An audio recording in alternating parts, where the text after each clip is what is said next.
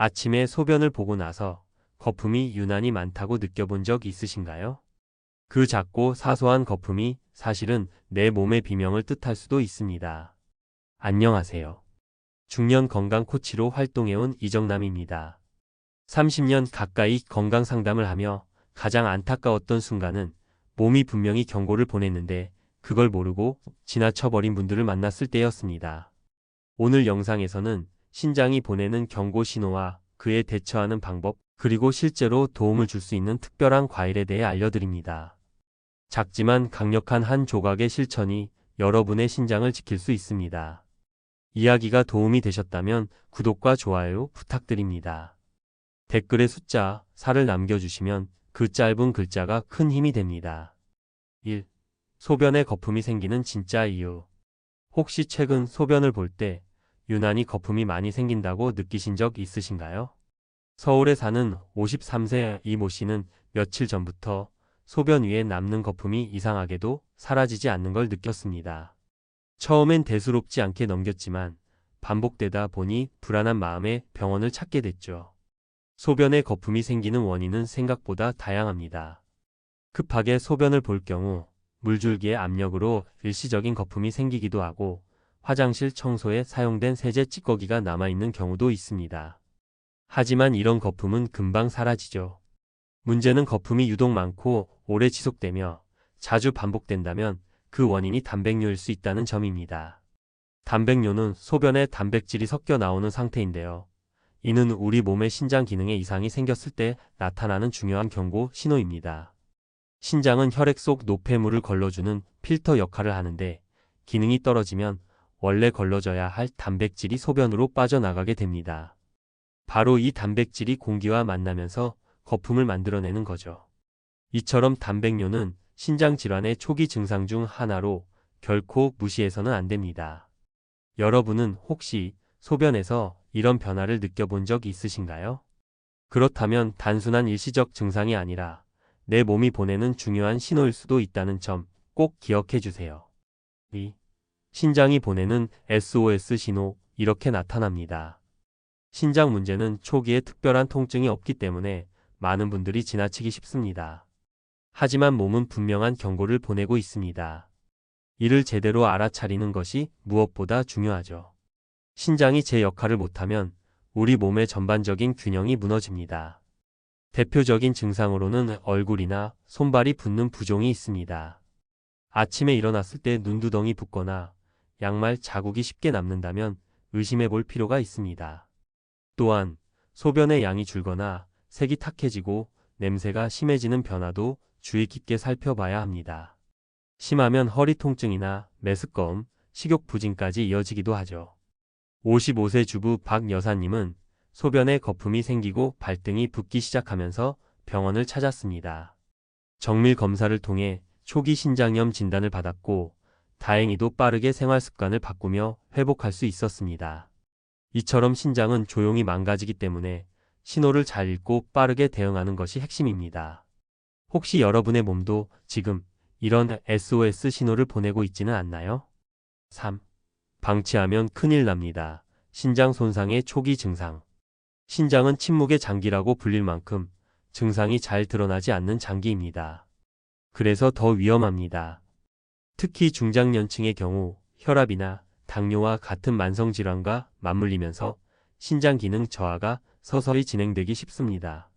가장 흔한 초기 증상 중 하나는 바로 피로감입니다.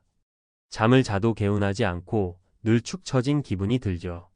신장이 노폐물을 제대로 배출하지 못하면 혈액 속 독소가 쌓이면서 전신 피로로 이어지게 됩니다. 또 다른 신호는 식욕 감소와 구토감입니다.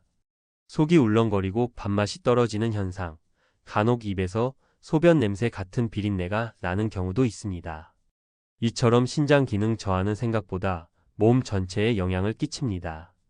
대구에 사는 60세 김모 씨는 회사 건강검진에서 크레아티닌 수치 상승이라는 말을 듣고 처음엔 대수롭지 않게 여겼지만 몇 달 후 전신 부종과 구토로 병원을 찾았고 신부전 초기 단계라는 진단을 받았습니다.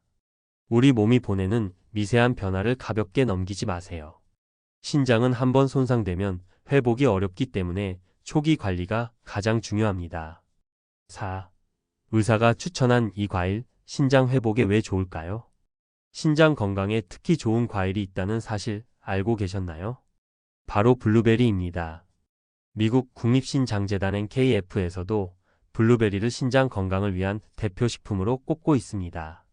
블루베리는 항산화 물질이 풍부해 우리 몸의 염증을 줄이고 세포 손상을 막아주는 역할을 합니다. 신장이 제 기능을 못할 때는 체내 염증이 증가하게 되는데 블루베리 속 안토시아닌이 이 염증 반응을 완화시켜 줍니다. 또한 나트륨이 거의 없고 칼륨 함량도 낮기 때문에 신장 질환 환자들이 안심하고 먹을 수 있는 과일로 손꼽히죠. 특히 가공되지 않은 생 블루베리는 체내 수분 밸런스를 맞추고 소변을 통한 노폐물 배출을 도와줍니다.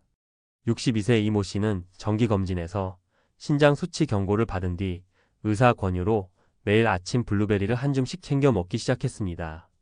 3개월 뒤 단백뇨 수치가 정상화되었고 전반적인 피로감도 많이 줄었다고 합니다. 무작정 좋다더라 하는 건강식품보다 의학적으로 효과가 입증된 식재료 하나를 꾸준히 실천하는 것이 훨씬 효과적입니다. 블루베리 한 줌, 내일 아침부터 시작해 보시는 건 어떨까요? 5. 이 과일 제대로 먹는 법, 하루 얼마가 적당할까? 블루베리는 분명 신장 건강에 도움이 되지만 아무리 좋은 것도 과하면 오히려 독이 될 수 있습니다. 그렇다면 하루에 얼마나 먹는 게 좋을까요?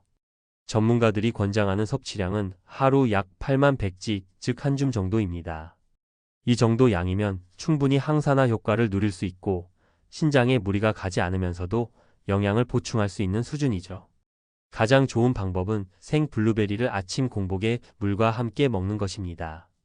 블루베리에 포함된 수용성 섬유소가 장 운동을 돕고 소화기에도 부담을 덜 주기 때문입니다.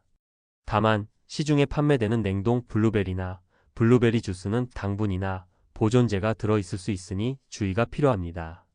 블루베리를 섭취하면서 물도 충분히 마셔주는 것이 핵심입니다. 수분이 부족하면 신장 기능이 더 떨어질 수 있기 때문에 하루 1.5리터 정도의 수분 섭취를 함께 병행하는 것이 좋습니다.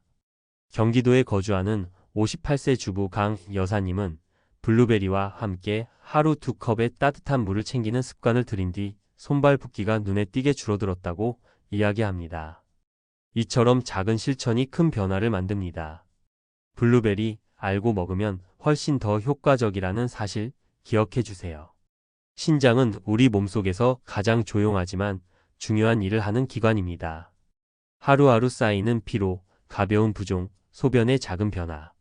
이 모든 것이 단순한 노화의 일부가 아니라 내 몸이 보내는 신호일 수 있다는 사실을 기억해 주세요. 오늘 소개한 블루베리는 그런 신장에 작지만 강한 도움이 될 수 있는 자연의 선물입니다. 복잡한 건강식품 대신 매일 한 줌의 블루베리와 충분한 수분 섭취부터 시작해 보세요. 신장은 회복이 쉽지 않기 때문에 미리 챙기고 지금 실천하는 것이 가장 확실한 예방법입니다. 건강은 하루아침에 무너지는 것이 아닙니다. 작은 이상을 가볍게 넘기지 않는 태도, 그리고 몸이 보내는 소리를 잘 듣는 습관이 여러분의 삶을 지켜줍니다. 이야기가 도움이 되셨다면 구독과 좋아요 부탁드립니다. 댓글에 숫자 4를 남겨주시면 그 짧은 글자가 큰 힘이 됩니다. 여러분은 어떻게 느끼셨나요? 여러분의 경험이나 의견도 댓글로 들려주세요.